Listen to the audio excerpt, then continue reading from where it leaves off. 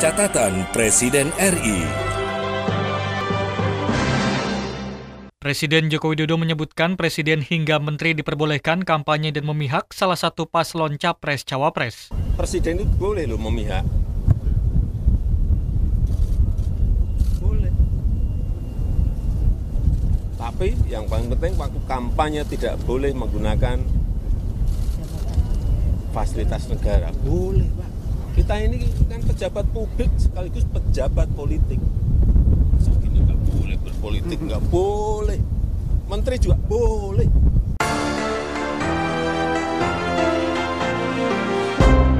Presiden Joko Widodo menentang keras pernyataan PM Netanyahu soal tidak adanya negara Palestina. Dan saya menentang keras pernyataan Perdana Menteri Israel Netanyahu mengenai tidak adanya masa depan bagi two-state solution, solusi dua negara. Pernyataan ini sama sekali tidak dapat diterima. Dan saya juga mengutuk keras serangan terhadap kamp pengungsi Khan Younis di Gaza yang telah memakan korban jiwa dan luka-luka. Sudah terlalu panjang daftar pelanggaran hukum internasional yang dilakukan oleh Israel, dan beberapa waktu yang lalu muncul isu juga mengenai kapal Israel. Saya ingin menegaskan bahwa pelabuhan-pelabuhan di Indonesia tidak akan digunakan untuk melayani kepentingan Israel.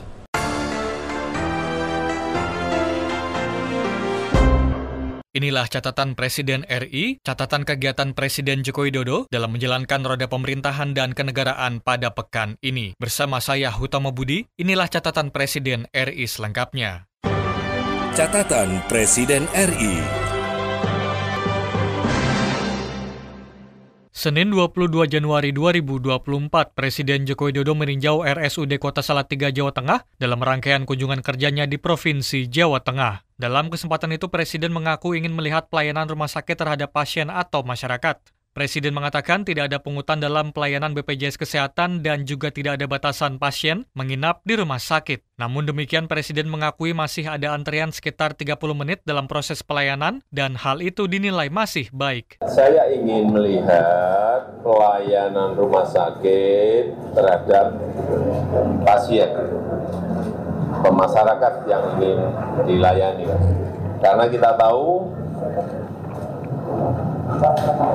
Kartu Indonesia Sehat kita, KIS, itu sudah diberikan kepada kurang lebih 96 juta. Dan yang ikut BPJS sekarang ini sudah 267 juta. Sudah 95% lebih sedikit yang ikut. Dan saya tanyakan tadi, apakah ada pungutan? Nggak ada. Apakah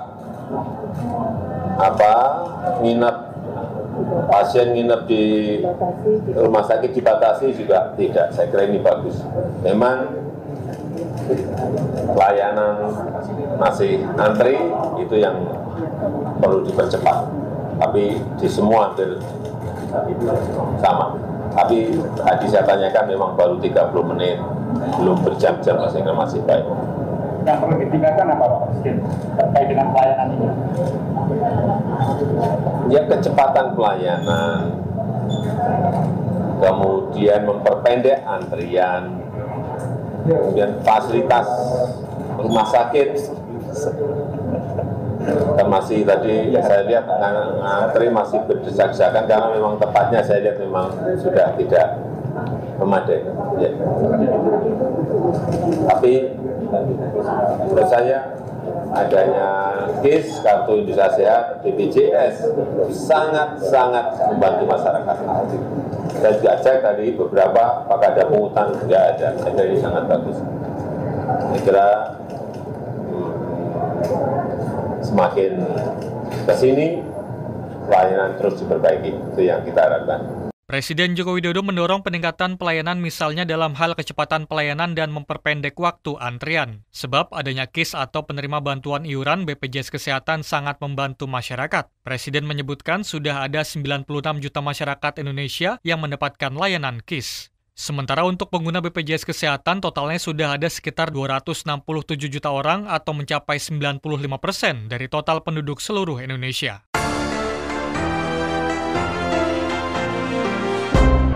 Senin 22 Januari 2024, Presiden Joko Widodo menghadiri apel santri dan pelajar emas 2045 di lapangan sepak bola Taman Rekreasi Kalianget, Kabupaten Wonosobo, Jawa Tengah. Presiden mengajak para santri dan pelajar untuk berperan serta dengan menggunakan hak pilih mereka dengan sebaik mungkin pada tanggal 14 Februari atau hari pemungutan suara pemilu 2024. Pilpres dan Pileg, saya mengajak seluruh santri dan pelajar untuk berpartisipasi dalam pesta demokrasi tahun 2024. Menggunakan hak pilihnya dengan sebaik-baiknya dan menjadi bagian dari kemajuan bangsa ini. Dalam sambutannya, Presiden juga mengajak para santri dan pelajar untuk memberikan kontribusi nyata bagi kemajuan bangsa dan negara Indonesia. Presiden menegaskan pemerintah terus berupaya memberikan dorongan dan semangat besar terhadap peningkatan kualitas sumber daya manusia SDM di tanah air.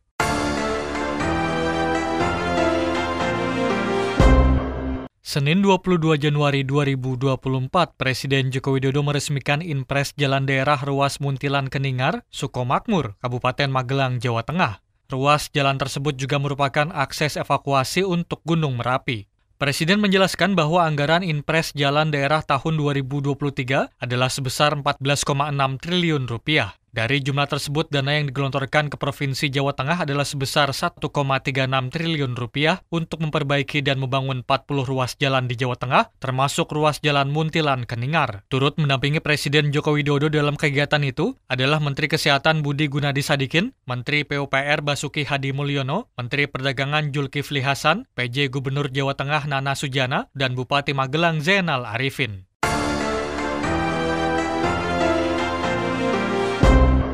Selasa 23 Januari 2024, Presiden Joko Widodo meninjau ruas jalan Surakarta Gemolong, Sragen Purwodadi di Desa Ngandul, Kabupaten Sragen, Jawa Tengah. Menurut Presiden, ruas jalan tersebut merupakan bagian dari penanganan jalan daerah sesuai dengan instruksi Presiden Inpres Jalan Daerah tahun 2023. Presiden menjelaskan bahwa 1,3 triliun rupiah dari total anggaran tersebut digunakan untuk memperbaiki sekitar 40 ruas jalan di Jawa Tengah. Sedangkan Kabupaten Sragen sendiri diberikan anggaran 204 miliar rupiah untuk membangun 3 ruas jalan. Presiden menyebutkan bahwa ruas jalan Surakarta Purwodadi ini merupakan ruas jalan yang memiliki tingkat kerusakan yang paling berat. Hal tersebut dikarenakan sifat tanah yang dinamis sehingga sering menimbulkan kerusakan. Seluruh ruas jalan yang kita kerjakan dengan Inpres Jalan Daerah IJD yang totalnya di seluruh tanah air Indonesia itu 14,6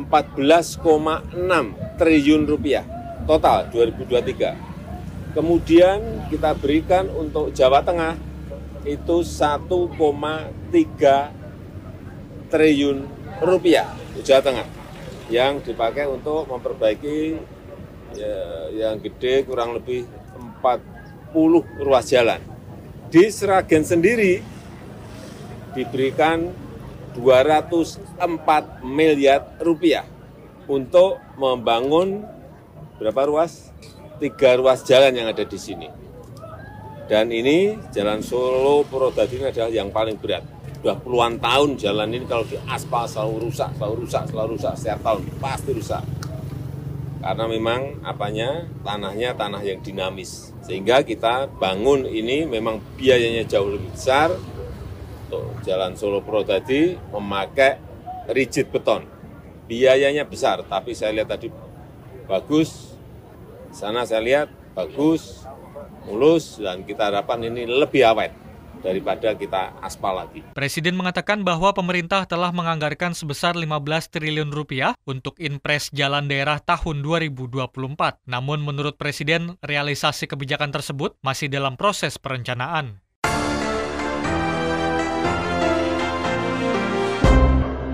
Selasa 23 Januari 2024, Presiden Joko Widodo membagikan program bantuan Kartu Indonesia Pintar KIP, sekolah dan kuliah di Blora, Jawa Tengah. Presiden mengingatkan agar bantuan digunakan untuk menunjang pendidikan, tidak untuk membeli pulsa. Kartu Indonesia Pintar yang SD, diberikan bantuan 450.000. Sudah tahu semuanya ya?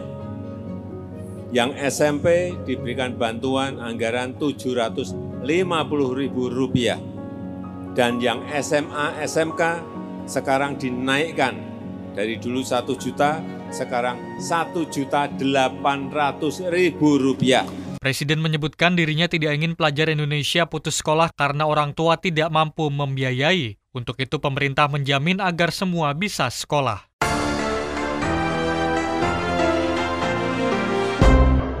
Rabu 24 Januari 2024, Presiden Joko Widodo menyaksikan penyerahan pesawat C-130J Super Hercules secara simbolis dari Kementerian Pertahanan ke TNI Angkatan Udara di Pangkalan TNI AU Halim Perdana Kusuma, Jakarta. Presiden mengatakan pesawat angkut berat ini dapat mengangkut sekitar 120 prajurit dan 20 ton barang. Keberadaan alutsista ini, jelas Presiden, penting bagi Indonesia yang banyak memiliki bandara dengan landasan pendek. Penting sekali untuk keperluan perang maupun non-perang, bisa mengangkut 120 prajurit, dan ton, kira-kira 20-an ton, kira-kira sangat bagus. Dalam kesempatan itu, Presiden juga menyaksikan penyerahan helikopter AS-550 Fennec dan helikopter AS-565 Panther.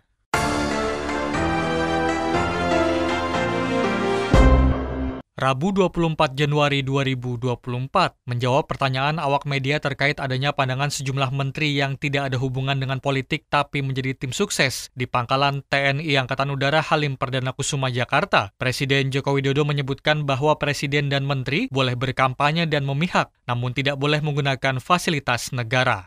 Presiden itu boleh loh memihak, tapi yang paling penting waktu kampanye tidak boleh menggunakan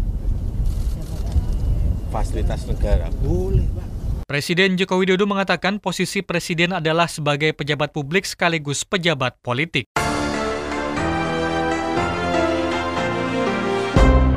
Pekan ini berturut-turut Presiden Jokowi menerima kunjungan tamu negara. Kamis 25 Januari di Istana Kepresidenan di Bogor, Jawa Barat, Presiden Jokowi menerima kunjungan tamu negara Presiden Republik Persatuan Tanzania, Samia Suluhu Hassan. Kedatangan Presiden Tanzania diawali dengan upacara kenegaraan tamu negara yang berlangsung di halaman Istana Kepresidenan Bogor, Jawa Barat.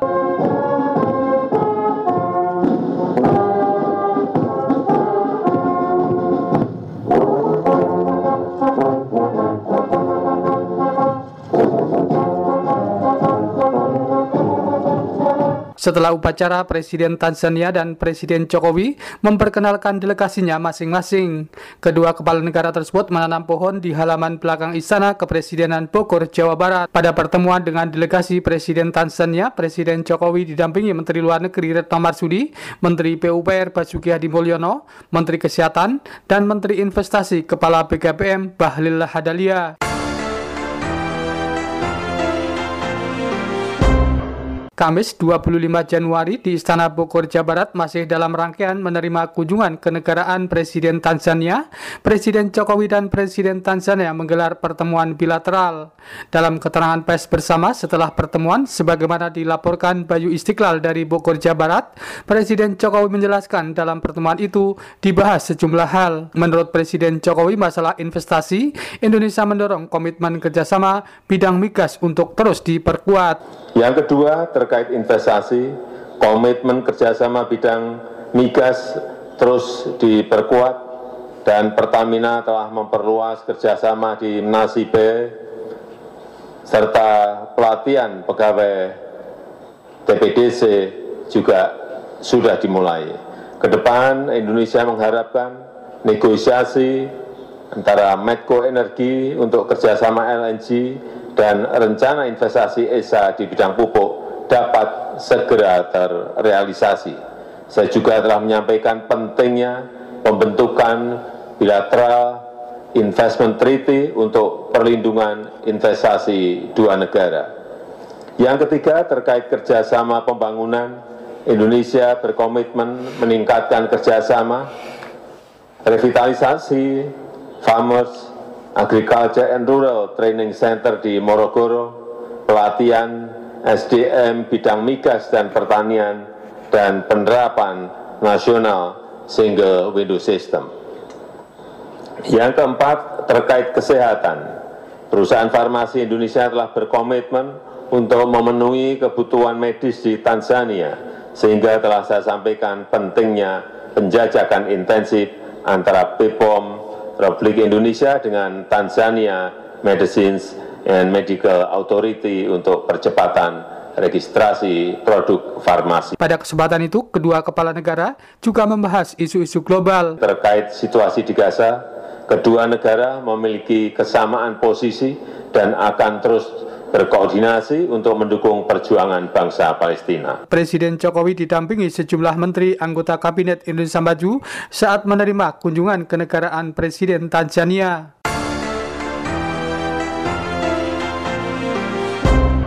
Jumat 26 Januari di Istana Kepresidenan Bogor, Jawa Barat, Presiden Jokowi menerima kunjungan Perdana Menteri Timor Leste, Sanana Gusmao. Penerimaan tamu negara itu diawali dengan upacara penyambutan tamu negara di halaman Istana Kepresidenan Bogor.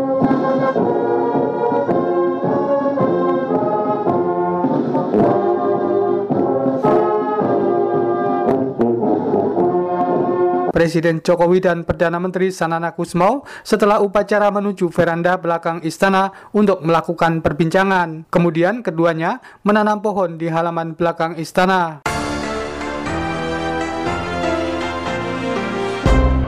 Jumat 26 Januari di Istana Kepresidenan Bogor, Jawa Barat, dalam kunjungan Perdana Menteri Sanana Gusmao di Istana Bogor, Presiden Jokowi dan Sanana Gusmao beserta delegasinya masing-masing melakukan pertemuan bilateral. Sebagaimana dilaporkan Muhammad Rizkyanto dari Istana Bogor, Presiden Jokowi dan Perdana Menteri Sanana Gusmao memberikan pernyataan pers bersama. Presiden Jokowi pada kesempatan itu antara lain mengatakan pada pertemuan itu kedua pihak mendorong untuk penyelesaian perundingan perbatasan kedua negara. Kita sepakat untuk mendorong penyelesaian perundingan perbatasan kedua negara. Saya juga menyambut baik reaktivasi Joint Boundary Committee untuk pengelolaan perbatasan termasuk reaktivasi pos lintas batas. Yang kedua, kita sepakat meningkatkan kerjasama ekonomi dan saya menyambut baik komitmen pemerintah Timor Leste untuk menciptakan iklim investasi yang lebih baik melalui perjanjian perlindungan investasi. Saya juga mengapresiasi kepercayaan Timor Leste pada BUMN Indonesia dalam berbagai proyek seperti pembangunan jalan di Aukusi serta perluasan Bandara Internasional Dili. Dan dengan penandatanganan MOU kerjasama teknologi informasi, kita juga mendorong kerjasama infrastruktur telekomunikasi, termasuk rencana investasi fiber optik. Yang keempat, terkait ASEAN, Indonesia berkomitmen terus mendukung keanggotaan penuh Timor Leste di ASEAN. Kami juga tadi membahas isu Myanmar, di mana kedua negara sepakat untuk mendukung keketuaan Laos di ASEAN tahun ini dalam mendorong implementasi 5PC. Presiden Jokowi pada pertemuan bilateral dalam kunjungan kenegaraan Perdana Menteri Sanana Gusmao didampingi sejumlah menteri anggota Kabinet Indonesia Maju seperti Menteri PUPR Basuki Hadimulyono, Menteri BUMN Erick Thohir, serta Menteri Luar Negeri Retno Marsudi. Terlihat juga mendampingi Presiden Menteri Dalam Negeri Tito Karnavian serta Menkominfo Budi Aris Setiadi. Jumat 26 Januari dari Istana Kepresidenan Bogor, Jawa Barat, dalam keterangan pers sebagaimana diunggah dalam kanal YouTube Sekretariat Presiden, Presiden Jokowi tegaskan Indonesia mengutuk keras serangan Israel terhadap kamp pengungsi Khan Yunis di Gaza, serangan yang banyak memakan banyak korban jiwa dan luka. Iya, saya baru saja mendapatkan laporan dari Menteri Luar Negeri kita, Bu Retno, yang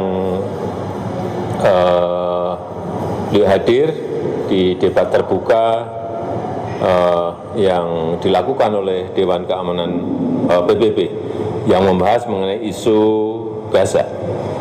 Sebelum berangkat ke New York, saya telah menyampaikan ke Menlu untuk terus membawa suara tegas Indonesia dalam mendukung perjuangan bangsa Palestina. Harus tegas ini disampaikan.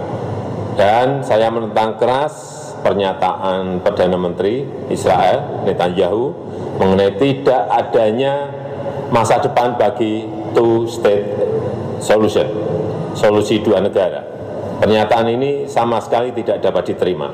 Dan saya juga mengutuk keras serangan terhadap kamp pengungsi Khan Younis di Gaza yang telah memakan korban jiwa dan luka-luka. Sudah terlalu panjang daftar pelanggaran hukum internasional yang dilakukan oleh Israel, dan beberapa waktu yang lalu muncul isu juga mengenai kapal Israel. Saya ingin menegaskan bahwa pelabuhan-pelabuhan di Indonesia tidak akan digunakan untuk melayani kepentingan Israel. Tegas itu. Jumat 26 Januari masih dari Istana Kepresidenan Bogor, Jawa Barat, Presiden Jokowi sebagaimana diunggah dalam kanal YouTube Sekretariat Presiden, Presiden menyampaikan ucapan selamat atas lolosnya Tim Nasional Sepak Bola Indonesia ke babak 16 besar Piala Asia Qatar 2023. Alhamdulillah, saya percaya kita bisa membangun prestasi sepak bola Indonesia kalau kita betul-betul serius, betul-betul kerja keras. Dan saya ingin mengucapkan selamat kepada timnas kita yang lolos 16 besar. Tentu saja selamat juga untuk PSSI. Ini adalah sejarah buat sepak bola Indonesia, dan kita harapkan nanti di pertandingan 16 besar yang pertama dengan Australia juga bisa memetik poin. Ya. Selamat. Timnas Indonesia di bawah pelatih Sintayong lolos ke babak 16 besar Piala Asia Qatar 2023 setelah menempati salah satu tim terbaik urutan ketiga. Pada penyisian grup D sendiri dalam 3 kali pertandingan, Indonesia menelan 2 kali kekalahan dan sekali menang. Pada fase gugur atau 16 besar, Timnas Indonesia akan menghadapi Timnas Australia.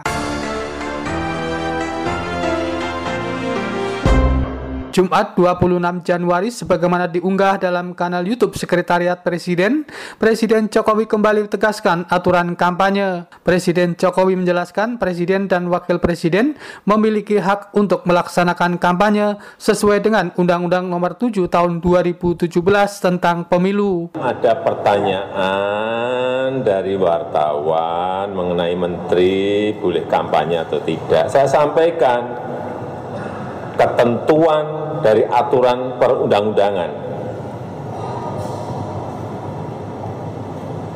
Ini saya tunjukin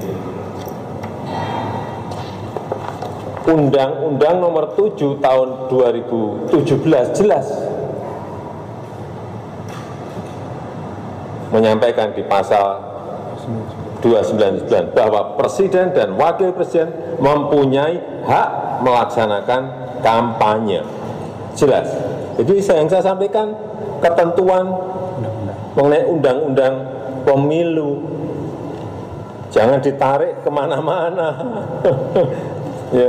Kemudian juga pasal 281 juga jelas bahwa kampanye pemilu yang mengikut sertakan Presiden, Wakil Presiden harus memenuhi ketentuan, tidak menggunakan fasilitas dalam jabatan kecuali fasilitas pengamanan, dan menjalani cuti di luar tanggungan negara. Udah jelas semuanya kok. Sekali lagi, jangan ditarik kemana-mana. Jangan diinterpretasikan kemana-mana. Saya hanya menyampaikan ketentuan aturan perundang-undangan karena ditanya. Presiden Jokowi pada hari Rabu pekan ini di Halim Perdana Kusuma, Jakarta menjawab pertanyaan wartawan tentang Presiden dan Wakil Presiden boleh kampanye. Pernyataan Presiden yang menjawab wartawan itu mendapat reaksi dari sejumlah pihak. Demikian catatan Presiden RI pada pekan ini. Saya Hutama Budi, Muslihun dan tim liputan melaporkan. Catatan Presiden RI.